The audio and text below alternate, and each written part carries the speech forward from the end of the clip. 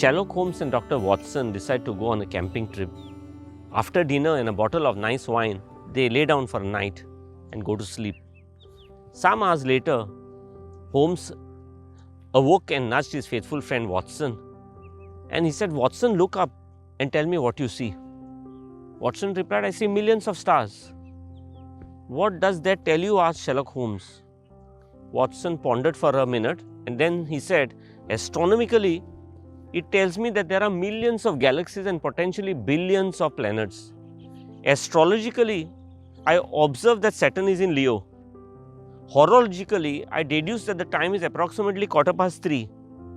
Theologically, I can see that God is all powerful and that we are small and insignificant.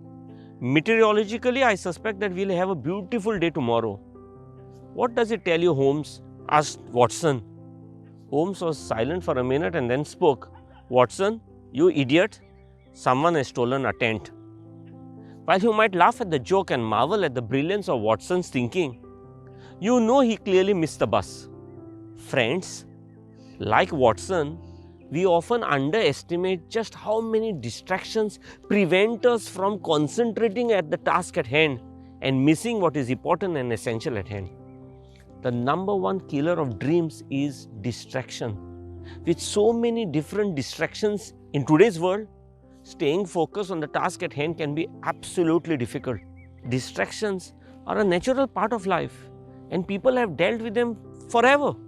However, the world we live in today is increasingly being filled with more and more distractions.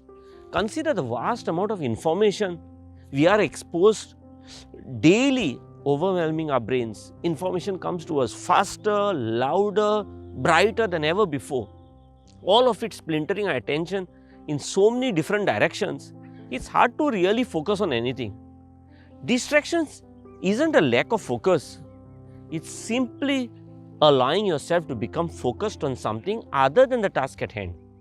Friends, do you frequently check your phone during class, at work, or during social settings? Are you interrupted or distracted by notifications or the impulse to check your phone? Do you stop studying every few minutes to text, check your social media, or watch a YouTube video? If this is you, know that you are not alone. While digital distractions are certainly not uncommon, they can be harmful to your study habits, breaking your concentration, and rendering your reading or studying habits ineffective. We love our digital distractions. Some of the common digital distractions are constantly checking your phone, binging on series and movies, scrolling through endless social media feeds, surfing the internet, playing your mobile games, etc. What would we do without them? Although it may look harmless, 1 minute of scrolling can turn into hours of wasted, unproductive time. The culture of non-stop use of digital devices have made us compulsive and quite simply distracted to an extent that sometimes we don't even realize what's happening in people's lives in the same house or same apartment. In a recent British study, it states that an individual touches his phone about 2,617 times a day, or rather every 12 minutes in a day. If you add the number up, you will see that a huge portion of your day is going in just picking your phone or touching it, whether there is a new message, WhatsApp, Instagram story, a reel, etc. Just think about the hundreds of times people touch or check their phones on a daily basis, how people panic when they temporarily misplace their device, the weird sensation called as the phantom vibration syndrome, and how just by seeing a message alert can be even more distracting than the message itself. Digital distractions are making us more distracted, more distant, and more drained according to recent research. Electronic gadgets are essential to most of our lives. However, if unmanaged, they can undermine our ability to pay attention to one task for more than a few minutes. The truth is that these distractions are robbing us of our greatness.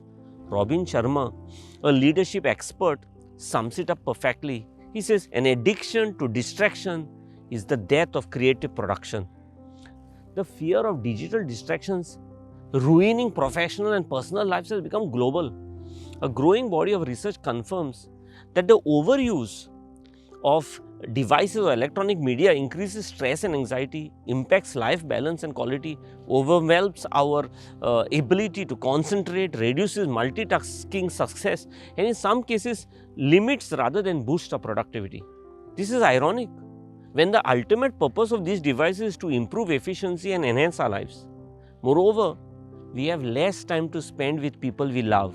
As a result, our relationships all suffer. Constant fragmentation of our time and concentration has become the new normal, to which we have adapted with ease. But these interruptions and distractions have eroded our ability to concentrate. This culture of constant connection takes a toll, both professionally and personally. We waste time, attention, and energy on relatively unimportant information and interaction, staying busy but producing little of value. Get this, just because you are doing a lot more doesn't mean you are getting a lot more done. Digital devices are physically training our brains to multitask and skim reading material with suggested videos, advertisement, hyperlinks and notifications. Moreover, according to an expert, excessive screen time can lead to dangerous spike in early onset dementia and digital dementia, as well as an overall cognitive decline. Depression, obesity, sleep deprivation, social anxiety have all been linked to a wave of excessive tech and screen use. Along with the negative effects of digital media itself, excessive screen time also results in sedentary behavior. We end up sitting for long periods of time in front of our screen or looking at our smartphones. And that's why teens today who spend hours a day on smartphone, tablets or computers may be more likely to become obese, according to the Harvard study. Friends, taking control of your digital life may be the hardest thing to do. Yet believe me when I say that this is the most important thing to do if you ever want to stay focused in life. So what can one do to strike a balance between staying connected and letting technology take over your life? The simple answer is by limiting your digital connectivity that will give you back time, energy and control. However, there are some simple ideas of how to eventually move away or limit your distraction. Number one, find a distraction for your distraction. Some people find music helps them to concentrate. You could listen to some soothing music, play with a pet, exercise, or maybe draw a sketch. This can help your mind remain focused on the task and not wonder what you are missing out in the digital world. 2. Try to go offline. Some of the biggest sources of distraction come from social media and cell phones. So if you want to really focus, take yourself offline until you have accomplished what you need to do.